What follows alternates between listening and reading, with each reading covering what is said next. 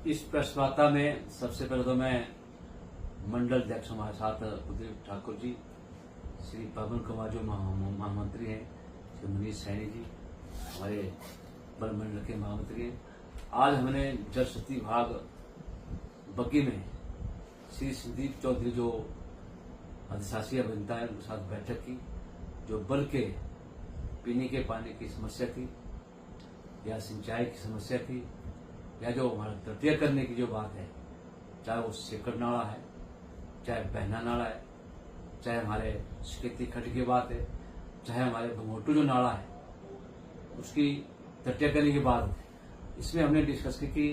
क्या इसका स्टेटस है और उसमें विस्तार रूप से चर्चा की गई कि इन कार्यों को जल्दी से कराया जाए, क्योंकि एमएलए पार्टी की स्कीमें हैं और एमएलए पार्टी में कई स्कीमों का इसका जो है टेंडर लग चुके हैं, टेंडर अवार्ड हो चुके हैं, लेकिन आज वर्तमान सरकार जो इसके ऊपर विफल हो रही है। इसके लिए मैंने अधिकारियों को सचेत किया कि जल्दी इनका कार्य शुरू करें। जो हमारी सिंचाई की योजना है, जैसे हमारा राइट बैंक है या लेफ्ट बैंक है, उन स्कीमों को सुचारू रूप से जो लोगों को सब्जियां जैसे टमाटर है, भिंडी है, खीरा है, अन्य जो सब्जियां अवेलेबल लगती है, उन लोगों को सिंचाई की सुविधा मिले, चाहे वो टेल एंड में है चाहे बीच में है। लेकिन कुछ ऐसी बातें थी जो LIS हमारा मुलाना है, वहां हमने कलेक्शन चैम्बर बन गया है, लेकिन जो बीच में जो राजीव में बिजली वो अटक गई थी। लेकिन मैंने सीधे निर्देश दिए कि जल्दी उस स्कीम को तैयार की जाए और मुलाना से लेकर और जो हमारा बहना रोपा और जो मलोरी है वहां तक लोगों को पानी की सुविधा हो, ताकि हमारा बेरोजगार भाई जो साथी हैं, पढ़े लिखे हैं, वो अपना रोजगार जो है इस सिंचाई योजना से, चाहे वो सब्जी उगाए चाहे दूसरी चीजें उगाए, ये मैंने उनसे चर्चा की। 7000 वास्तविक क्षेत्र की बात है, NDB की स्कीम माननीय जयराम ठाकुर द्वारा दी गई है, उसका कार्य चला हुआ है। लेकिन कुछ क्षेत्रों में अभी भी लोग नलों से वंचित है या पाइपलाइनों से वंचित है। उसमें चर्चा जैसे हमारा बुराली है या हमारा दरव्यास है या हमारा थिन्ना है या हमारा यहाँ चौकी चौरान की बात है, चौकी की बात है, जिन क्षेत्रों में जो लाइनें नहीं बिछी है या पानी नहीं बिछा है या पानी नहीं आ रहा है, उन क्षेत्रों की हमने चर्चा की और उन्होंने आश्वासन दिया कि जल्दी हम इस कार्य को करेंगे और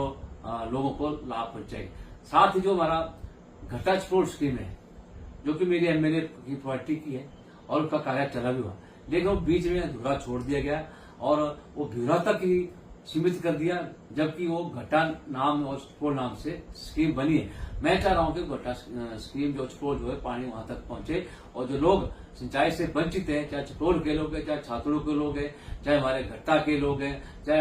यदि जो भी गांव आते हैं उनको इसका सिंचाई का लाभ मिल सके, इस तरह की हमने बातें कही है। और जो हमारे कुछ ऐसे ओवर टैंक बने,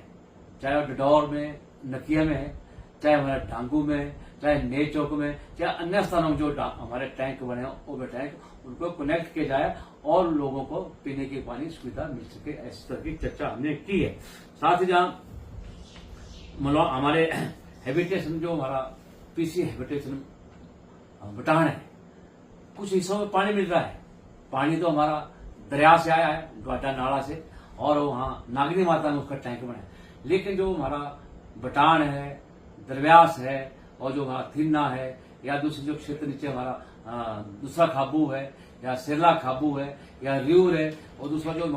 हमारा नीचे चौकी जरान है या हमारा कोठीगिरी, उन लोगों को भी उस पानी की सुविधा मिले, ताकि सुचारू रूप से जो पानी चला हुआ है PCFL उसको 6 करोड़ रुपए की लागत से जो है हमारे सरकार के समय को खर्च आया है। तो मैं चाहूंगा लोगों को पीने की सुविधा मिले, अन्यथा लोग जो है उग्र रूप हो जो है यहाँ धरना प्रदर्शन भी कर सकते हैं और मुझे भी वो मजबूर करेंगे इन चीजों के लिए, क्योंकि पानी की कीमत जो बहुत आ चुकी है। माने यहाँ जो हमारे